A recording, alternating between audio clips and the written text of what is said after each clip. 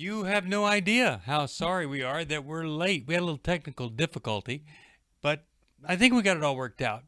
So today, here on our COVID-19 crisis webcast, I'm going to do two things. I'm going to answer a person's question from Facebook Live, and if you have a comment, if you go to the comment section and you have a question, I'll either try to answer it there, or I'll try to answer it like when we're back here tomorrow at 5 o'clock. But I'm going to answer that question, and then I'm going to talk to you about being in limbo, part two. I hope that both will be enjoyable. So here was the question. I had a mother. She's got a grown son, and he's been 4 years. They're not married. They have two kids. The two kids, not married. Now he tells mom, "Oh, I have a boy," because I was not faithful to the person I'm not married to, that I'm living with. I have a boy, 1 year old boy. As they got talking more, "Oh, I have a 4 year old daughter," and the other person doesn't want, anybody to know. So here we are. We got a boy. He's got 4 kids, not married to any of the mothers, and so he's unfaithful. She says, "What do I do?" Well, this is such an obvious character dilemma, character defect. Yeah. So my advice to you, mom, who's watching or listening, you need to say to him, "I would like to be the grandmother to all of my grandchildren, and I would like to be the mother of a son who has character, who's being a father that is worthy of respect. And so I'm going to ask you to do something that will introduce you to true manhood. I want you to go to the Every Man's Battle workshop. It's I think the next one is the 9th of May. It's 1 day or 2 days. We don't know how that's actually going to work out. But he needs to go take care of the character issue, and he's got all this lust running wild out here. You go to Every Man's Battle, you take care of that, you start to build character. You start to do the right thing. Now, we don't have a fifth child without two parents that are married. And so I'm really grateful that there were no abortions here, that's for sure. But if you want to help your son, help him grow in character, help him be a man of honesty and integrity, and be a man of his word and to be faithful. That's the best I can do for you. Hey, maybe you're struggling. Every Man's Battle, it's never been more affordable, easier. And the guys just had the best result doing it on Zoom. All right. So here's, and you find out about that at newlife.com. Okay, so here's Life in Limbo, part two. Limbo is that place where you are in the middle of something. And you want limbo to really be just a transition, but a transition, you just naturally, like you graduate from college, maybe you go home a couple of months, and then you move out and you're independent and all is well and right with the world. But here in limbo, we're stuck. We're neither here nor there, but we're kind of anchored back here.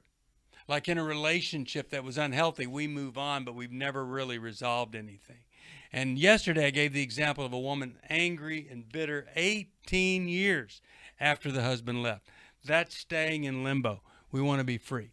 So to that end, here's part two, and you can look at part one from yesterday's program. Maybe you have had a problem, maybe it's a sexual addiction problem, and you were found out. Now the horror that would hit, oh no, I've been caught.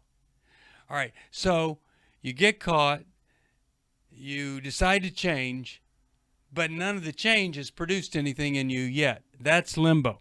Let's say you were so desperate you became suicidal at one point, but then you realize, I don't want to end my life, I just want to end the pain. So I'm not suicidal, but I haven't developed a new life, so limbo. We want that limbo to just be transition. Or let's say you have cancer. You're healed. Whether it's medically or miraculously, you get healed. Okay, so now I've been healed. Well, limbo. Okay, How do I get back on the job? How do I start paying these bills again? It's a tough place you could be. Depression.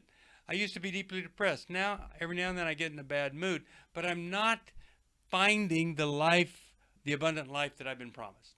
That's limbo. And then finally, we were going to get a divorce, but now we're not. We're going to try to work it out. But the working out is really tough.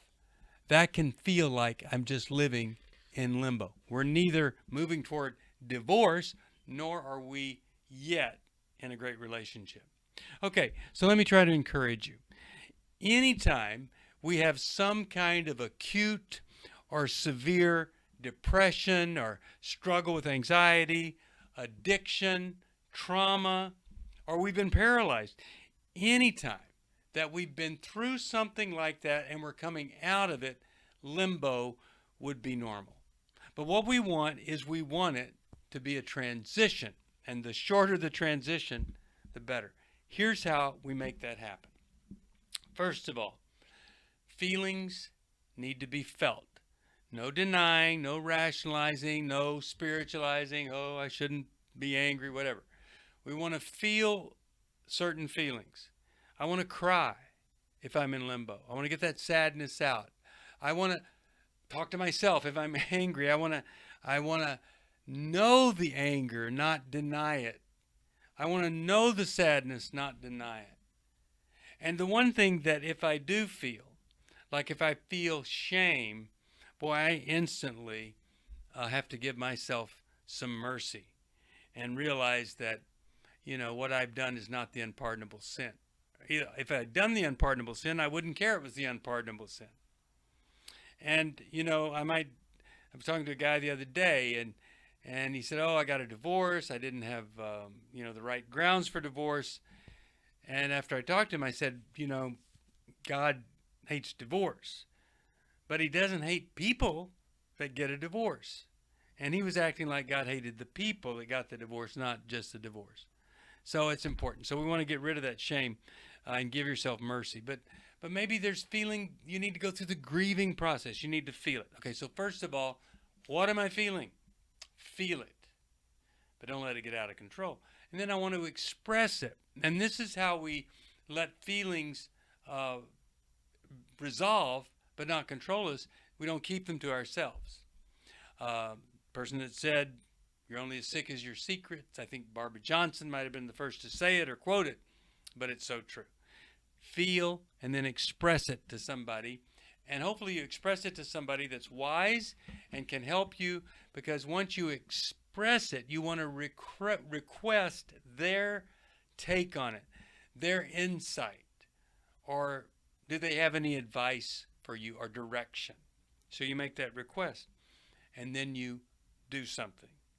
You get out of limbo by feeling things, expressing things, not keeping it to yourself, not denying the emotion, and then you do something based on, you really feel like it's right, or somebody's told you this is something to try. So you do it. You don't stay stuck. Then you have to reflect. How'd that go when I did that? When I did that exercise thing, or I did that confrontation, or whatever, how did it go? I reflect on it, and then I revise my plan. Did it go well? Let's do it again. Did it go poorly? Maybe I got the wrong advice. So you see, I feel, and then I express, make a request for some help, take the advice. If I think it's good advice, I act on it. Then I evaluate, I reflect on it, and then I revise my plan and I take action again. That's how we get out of limbo. And the way we stay out of limbo, is we've got to have some good habits and some good goals. Because a lot of times when we go into limbo, we're saying, whoa, well, I am better, but I kind of feel like I'm in limbo. So how do I stay better? Because I'm not moving. Or how long will I be better? So I get kind of freaked out. Can I continue to do better? How do I stay better? Is this as good as it ever gets, this better thing? Or is there another level? And then, in addition to that, you got all these other people around you. Maybe you've been really needy and depressed or anxious or angry, and their patience wears out. So you got to deal with that. Or now maybe they just feel free to tell you how they feel because, now it doesn't seem like you're desperate anymore. Well, we all have this residue from the consequences of our actions. We have wiring and pathways that form in the brain, the way we've done things before. Things trigger us. Then you got other people that aren't perfect, and it can either result in the setback, or it can result in a relapse way back into whatever we were involved in. But what we want is we want that restart. And that restart, it really helps to just go through what I went through on the restart. The feelings, the expression of the feelings, the request for advice, taking the advice, if it's wise, you believe it's wise, evaluating how it went, reflecting on it, and then revising my plan. Then I need some goals and some habits. So here's a goal. Maybe you need to lose some weight. Maybe you need to gain some weight. Maybe you need to grow stronger physically to feel better about yourself emotionally. Maybe you need support. Maybe you need a little more fun and enjoyment in your life. Those are 4 goals. Here's a goal. I would like to lose 10 pounds. I would like to gain 5 pounds. I would like to grow stronger so that I can go from lifting just like a barbell to lifting a barbell that's got 10 pounds on it. That's a observable goal. I want to be stronger. So I want to be able to do 20 push-ups, not just 2. That's a goal. Support. I want people that I can count on that can help me. That's a goal. Fun. I want to take time for a little bit of fun every day or every other day, or big fun every week. So what are the habits that lead to that? So I think that our eating habits are so important that because if I eat a lot of sugar, my moods are destabilized. I have ups and downs. If you could give up sugar and the things that turn into sugar, you'd be so much better in stable mind, stable body, stable spirit. Now, you hear about the South Beach diet, and I talk about the North Pole diet. So let's give up or limit the things that are the same color as the North Pole. White sugar, white flour, white bread, white rice, white icing, white cake, things like that. So you'd really benefit if you could do that. It'll stabilize your mood. And then if I want to lose weight, it's not just what I take in, but I need to exercise. So I need aerobic exercise to burn fat. What's great is if I walk like I'm in a hurry, if I'm able to do that, then I can lose weight that way. Restrict the amount of sugar and fat and other things, and then start to exercise and move whatever I can move. Then, maybe I want to grow stronger. So I set my, I do the main nutritional stuff, but then I set a time. Okay, if you can't exercise 10 minutes a day, start at 5. 5 minutes, I'm going to move, or I'm going to lift, or I'm going to push up, or sit-ups, or something. Then go to 10, then to 15, and then to 20. That's how I build strength. Support. Okay, who are the people that I know that I could ask to support me? Don't have anybody? Maybe I call the church. Maybe I get involved in a men's Bible study for support. Maybe I need a family member. There's an online group. Maybe it's codependency group, addiction group, Bible study group, something. But I do something that supports me and encourages me, and I'm not alone. Fun and enjoyment. Is there some kind of art that I need to be participating in, or I want to participate in? Go get some paints and paint, or get some clay and model something, create something. Just go to Hobby Lobby or Target or Walmart or someplace that's open, or go online and order something cheap that you could do that would be fun for you to do. New hobby.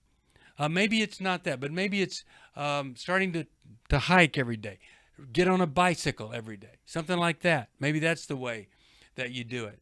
And you enjoy yourself in your new exercise. Maybe it's music. You get an instrument. You get a harmonica or a ukulele or something.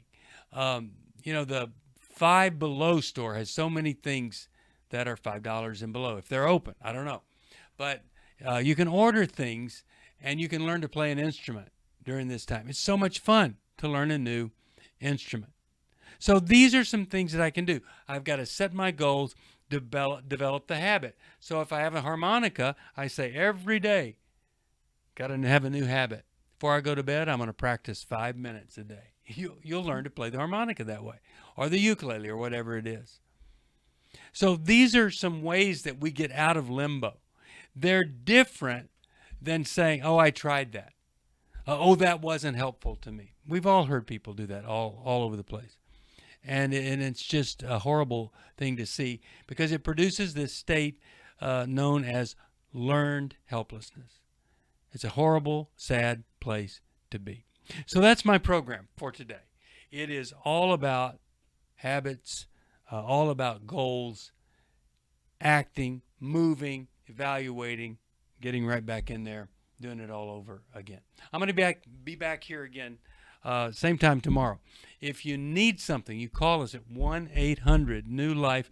Go to newlife.com. Also, I'm reading Kirby McCook and the Jesus Chronicles for 8 to 12-year-olds. You can find that at YouTube. And also, if you want a Bible, I will give you a Bible, the Restoration Bible. You just have to email me at stevesocial@newlife.com. I love to see your comments. If you have questions, put them in the comments. I'd love to answer them. And if you have any suggestions for what you'd like me to talk about or cover, I would be happy to do that too. God bless you. Sorry we started late today. We'll be on time tomorrow, I think. And you have a great day. Stay safe. Stay sane. Trust God. God has not given up on you. Don't give up on God. See you next time.